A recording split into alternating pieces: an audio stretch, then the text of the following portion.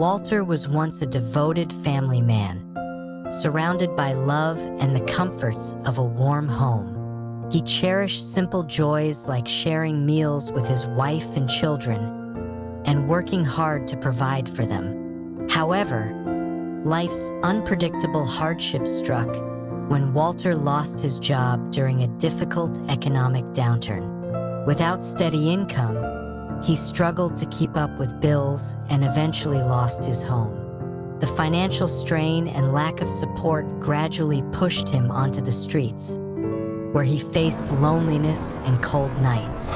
Despite this, Walter's spirit remained resilient, carrying with him memories of better days and a heart still open to kindness and hope.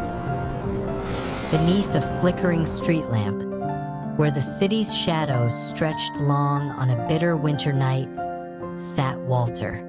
He was an old man, skin weathered by time and hardship, fingers raw from the cold, clutching a threadbare blanket that had journeyed with him through many lonely years. The world seemed to have forgotten him, lost in the rush of traffic and glowing windows that belonged to someone else. Each breath shimmered in the icy air, and his memories were the only warmth he carried. Across the deserted street, a small figure moved with uncertain steps. It was a stray dog, her fur matted with dirt and rain, ribs showing beneath her thin coat, eyes dark and searching. She was known to locals as Daisy. Not that anyone ever called for her, but it was the name Walter chose the first night he saw her. Starving, Daisy sniffed through garbage cans, paws slipping on the wet pavement as she scavenged for scraps. Their eyes met, a human gaze layered with longing and regret meeting the hopeful, wounded glance of a creature who also knew hunger and the ache of being unseen. Walter gently tore his last slice of stale bread into pieces. Instead of tossing it, he kneeled beside the bench, extending his hand, palm open, an invitation of trust. Daisy sniffed cautiously, every muscle trembling, before inching closer.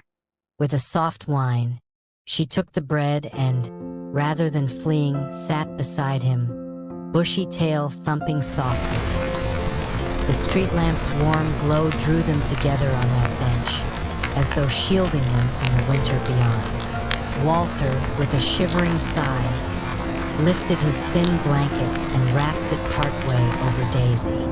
Her head pressed against his knee, and for the first night in many years, Walter felt the steady heartbeat of another soul beside him, so began a new daily ritual.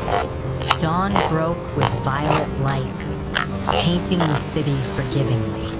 Walter and Daisy made their home on the bench. Pedestrians passed daily, sometimes tossing coins, sometimes offering a kind word or a warm beverage. A few were moved by the sight of the frail old man sharing his crumbs and comfort with a stray, and over time, they left small gifts: a packet of biscuits, a scarf, a tin of dog food. Across weeks, Walter found purpose in Daisy's companionship. He washed her fur with water from a bottle, gently untangling burrs from her tail. When Daisy limped from a cut in her paw, Walter tore a strip from his own shirt to make a tiny bandage, murmuring encouragement as she licked his hands in thanks. Those small acts of care filled his days, lightening his heart and easing the ache in his tired bones. That as the seasons edged deeper into winter, the nights grew fierce. Snow fell thickly, muffling the city's sounds. One night, as the wind howled and even the street lamps sputtered, Walter realized how feeble his body had become. He drew Daisy close under his blanket, their shivering forms pressed together. "You're the best friend I've ever had, little one," he whispered, brushing her ears with trembling fingers. His eyes grew heavy, clouded with the cold and fatigue. When the sun rose, the city park shimmered with new snow. A concerned neighbor, used to seeing Walter and Daisy, noticed how still they were upon the bench. Volunteers from a nearby shelter arrived, careful and respectful, as they knelt beside the man and his dog. Daisy refused to leave at first, nuzzling Walter's arm with worry. She barked and whined until a volunteer scooped her up, holding her gently in a blanket as the others quietly covered Walter. Weeks passed. At the animal shelter, Daisy mourned, listless and slow to trust. But soon, the kindness of volunteers, soft blankets, and good food won her over. One morning, she locked eyes with a young woman who visited often, her heart touched by Daisy's gentle spirit and loyalty. The woman adopted her, bringing Daisy home to a sunny house with a garden, where laughter and the scent of lavender filled the air. Still, Daisy never forgot Walter. On golden afternoons, her new owner brought her back to the city park. Their park, where Daisy would sit at the empty bench, tail wagging softly, eyes fixed on the spot where her friend once sat. Sometimes, the woman sat beside her, and together, in the hush of sunset, they'd remember the kindness shared in the coldest winter. Daisy's story spread quietly. The little stray who had loved and been loved by a man with nothing, but who still gave everything he had.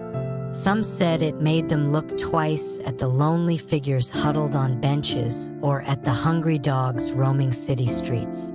Kindness, they realized, was not about how much one could give, but the courage to share when one had almost nothing left.